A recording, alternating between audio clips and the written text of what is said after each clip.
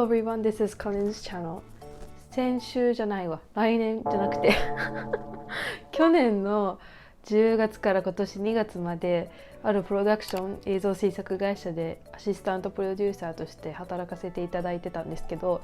そこで作ったテレビ CM を皆さんにお見せします。その CM とメイキング映像や実際どうやって作ったのか、面白い話など、映像制作に興味ある方、シンガポールで働くのはどんな感じか知りたい方、今楽しんでいただけるのではないでしょうか。私が働いている間作ったのはサムソンの携帯のだったり、家電、これがね25時間かけて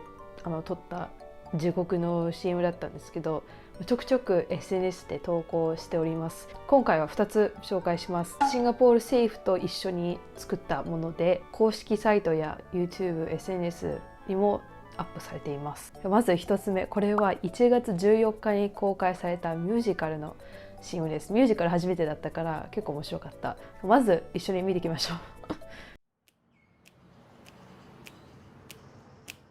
The things we do together, the memories we share,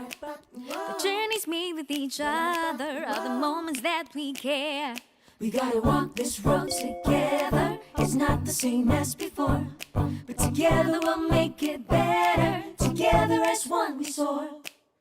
Doesn't really matter how old you are, it's never too late to start.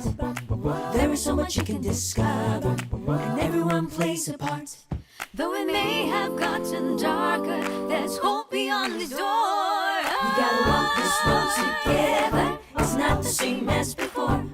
but together we'll make it better. Together as one we soar. Though at times it might be tough, we're not afraid to dream. There's light at the end of the path, shining like a beam. Gotta get a new artist journey, gotta clap to a new beat.No more hesitating, time to turn up the heat. We gotta walk this road together. It's not the same as before.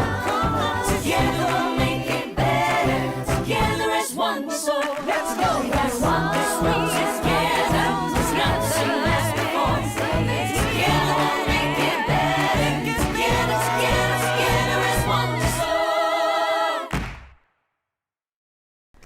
はい、そういうメッセージでございます。一人だと寂しいかもしれないけど、団結すれば強くなれるっていう、このコロナの時期にシンガポール市民に向けた心強いメッセージがこもってます。これがまあ大変なこと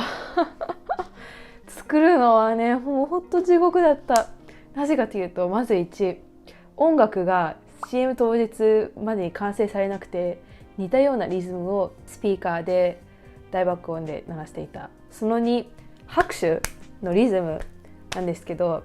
このタレントさんたちはタレントさんではないわけです。実際にその寄付金をもらったシンガポールの国民たちなので、カメラに慣れてないし、リズムもその場で教えてもらって、その場で即興っていうのが難しくて、子どもたちとかお年寄りの方も関係すると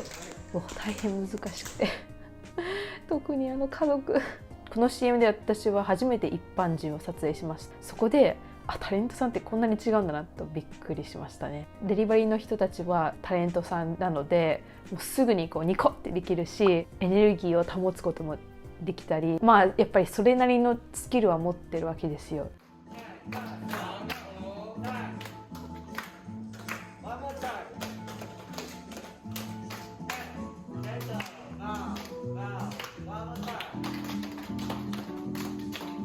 私はその演技指導をしないんですけど、アシスタントプロデューサーとしてスケジュールを組み立ててるんですね。テイクを取れば取るほど次のロケーションが遅れてしまう。次のロケーションが遅れるってことは、次の役者さんも待たせないといけない。次のロケ地のオーナーにすいません今1時間倒しててと連絡をしないといけない。そして日没というカウントダウンがあるので、日没までに日中のシーンは全て撮影し終わらないといけない。いろんな時間との戦いでした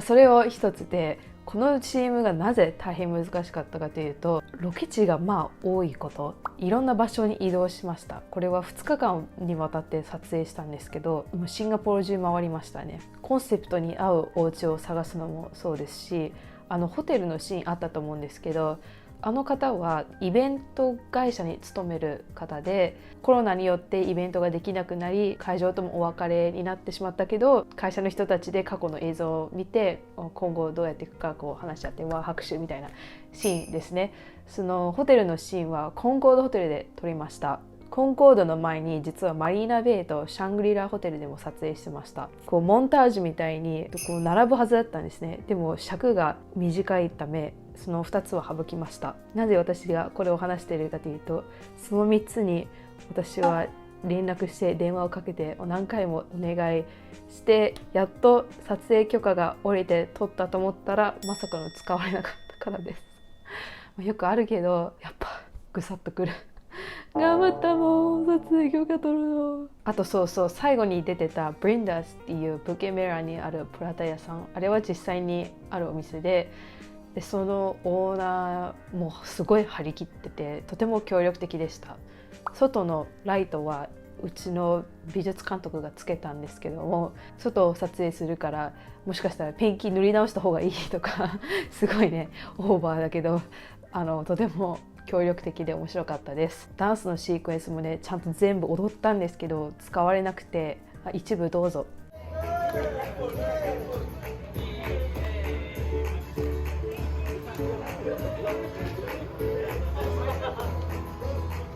これ夜中11時とかですね。大変迷惑ブリンダーズで撮った映像は深夜3時までになりました。で次の日は朝7時集合だったので、みんなゾンビ状態で次の日出勤撮影。実はプラタの人はスタントマンで、そのオーナーの知り合いを呼んで制服を着てもらっていろいろプラタを投げてもらいました。ディレクターが欲しかったから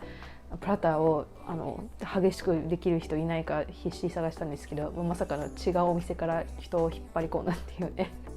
他にもお店の中でスタッフたちが歌ったりこうやって踊ったりする映像も撮ったんですけど、使われず、いろんな料理のシーンも撮ったんですけど、使われず、このブリンダーズのオーナーと私はコンタクトを取らせてもらっていて、4回ぐらいお店に行きましたね。まず最初は写真撮りに行って、で2つ目はチーム全員で行って、リハーサルじゃないけど照明の当て方とかどこにモニターを置くかなどこう計画を立てるためで、3回目は撮影、4回目なんですけど2日目の夜にまた戻りました、撮影しに。でその時は監督が風邪気味で私が監督しました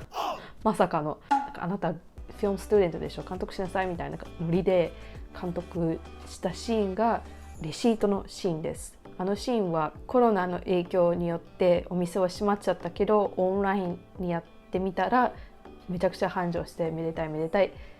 ところですね。彼も一般人ですから、レシート見て自然な笑顔をやるっていうのがやっぱどうしても難しくて、私も一生懸命もうスマイルスマイルってBig smile, big smile. So happy. なんとかそこは使ってくれたのが嬉しいです。あとそうそう、お年寄りの方は94歳です。見えないでしょ、すごくダンディーな方で、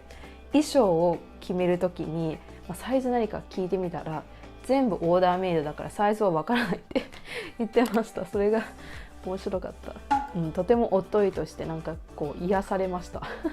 あれは実際にタンプニーズにあるハブセンターなんですけど、オンラインの Zoom の使い方っていうか、政府が運営しているアプリの使い方などをお年寄りに教えるっていうレッスンが実際にあります。それをプロモーションするためにインストラクター、紫のシャツを着た人とその94歳のお年寄りの方を撮影したんですけど、その場所の許可がやっぱ政府運営だからすごく取るのが難しくて、一般人も普通にいるし、もうとにかく二度とやりたくないと思いました場所の許可はそうなんですけど、それにちなんで難しいのは駐車ですね。トラックとバンと普通の車を使います。美術監督が運転してたり PA っていうプロダクションアシスタント、みんなの食べ物やドリンク、椅子、机などを運ぶ、あとはカメラの機材のものを運ぶバンがあります。そして一番大きいトラックは Grip Truck といって照明用のトラックです。いっぱい鉄の棒が入っているって感じですね、ざっくり言うと。でそのトラックが2メートルの高さなので、だいたいどこのパーキングは無理なんですね。なので私はスケジュールする時にトラックのためのパーキングを近くで探さないといけなかったり、許可証が必要だったら許可証を変えたり、 HDB を撮影する時は許可をもらうため町内カウンセルに行ったり、いろんな法律というか許可証承諾証の動きが裏ではあって、はぁって感じですそれでもスタッフは40人50人ですから、これが映画となるともう大変ですね。どうやってるのか本当にわからない。そんな感じであちこち移動したり、一生懸命カメラに慣れていない一般人を笑わせようとしたりいろんなことをしてきたんですけど、楽しかったです。それはそれで編集の作業も見るの面白かったですね。編集が終わってから CG の方っていうのかな、タッチアップしてくれる方がいるんですけど、この野菜を切る奥さんのクマがひどいとクライアントがずっと文句言ってて、お化粧でいくらコンシーラーを塗っても全然薄まらないから、結局は CG でクマを消してたり、あの壁の後ろにあるスイッチ邪魔なんだけどって言ったら全部消してくれます。魔法のステッキを持ってるような方でした。いや、私のクマも消して本当。